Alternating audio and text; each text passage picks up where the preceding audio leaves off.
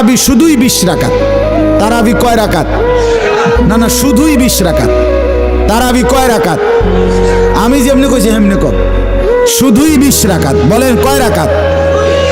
তারাবি শুধুই 20 রাকাত। 8 রাকাত তারাবি হয় না, 12 রাকাত তারাবি হয় না, ওইটা নফল নামাজ, ওটা আলাদা নফল নামাজ। তারাবি শুধুই 20 রাকাত, বুঝছেন না? আপনি যদি বলেন অনেক হুজুরে তো কয় 8 রাকাত, তা আমি তো হুজুরে, আমি কইছি 20 রাকাত, তো ওনারটা আপনার বুঝে ধরছে, আমারটা বুঝে ধরছে না কা? আমার অসুবিধা কিটা?